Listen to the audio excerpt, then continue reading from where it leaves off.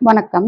இந்த யூதர்கள் நோவா காலத்துல இந்தியா, இலங்கையில இருந்த சீதோஷ்ணத்துல பழகிட்டு, அவங்க கப்பல்ல போய் இறங்குன இடம் வந்து அனத்தோலியா. அங்க வந்து -10 டிகிரி, -60 டிகிரிஸ் அப்படிலாம் இருந்திருக்கு. இன்னும் அந்த காலத்துல -60 டிகிரிஸ் கூட இருந்திருக்கும். நியாண்டர்தால் பீப்பிள் தான் இருந்திருக்காங்க.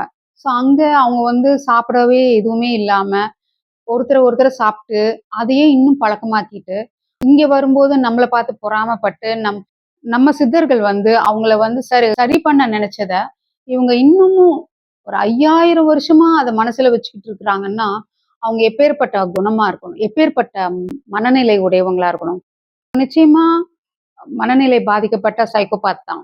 இந்த மாரி ஒரு கெடுமதியாளர்கள் உலகத்த ஆளணும்னு நெனைக்கிறாங்க.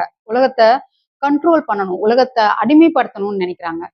இவங்க இந்த மாரி கெடுமதியாளர்கள் கையில தலைமை போணுச்சுன்னா என்ன ஆகும்?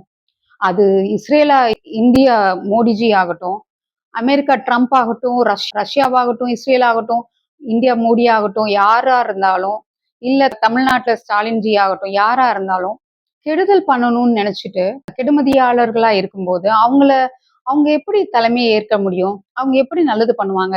யாருக்காவது ஒருத்தருக்காவது நன்மை பண்ண முடியுமா?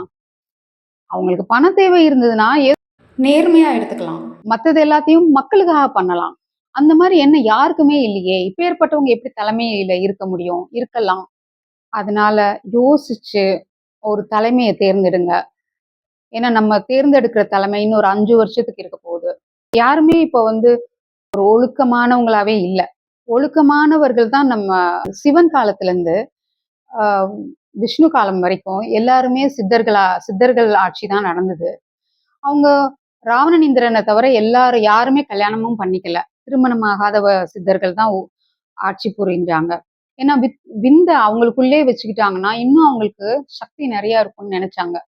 ஸோ அந்த மாரி ஒரு ஒழுக்க சீலர்களா, ஒரு ஒழுக்கமானவர்களா, மற்றவங்களுக்கு உதாரண புருஷர்களா, மேன்மை பொருந்தியவர்களா இருந்தவங்க தான் நம்ம நாட்ட ஆண்டாங்க. அந்த மாரி ஒருத்தர தான் நீங்க தேர்ந்தெடுக்கணும். ஒரு நல்லவர தேர்ந்தெடுங்க. திரும்பி, திரும்பி, திரும்பி அதையே தப்ப பண்ணிட்டு, அப்புறம் அவன் பண்ணிட்டான் அப்படின்னே சொல்லிட்டு இருக்க வேண்டாம்.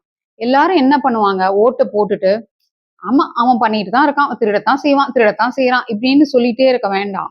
நம்ம நாட்ட காப்பாத்தணும். நம்ம எதிர்கால குழந்தைங்க நல்லா இருக்கணும். அது நம்ம குறிக்கோளா நெனைச்சு, நம்ம மனசுல வச்சுக்கிட்டு, இந்த 2026ல ஒரு நல்ல தலைவர யோசிச்சு தேர்ந்தெடுங்க. உங்க ஏரியால இருக்கவங்களுக்கு நீங்க ஓட்டு போட்டீங்கன்னா, அவர போய் கேட்கலாம். கேள்வி கேட்கலாம். இது நடக்கல. நீங்க சொன்ன இந்த ஏரியால இப்படி இருக்கு அப்படின்னு சொல்லி கேட்கிற மாரி ஒருத்தருக்கு நீங்க ஓட்டு போடுங்க. எல்லாம் உங்க கையில தான் இருக்கு. நன்றி, வணக்கம்.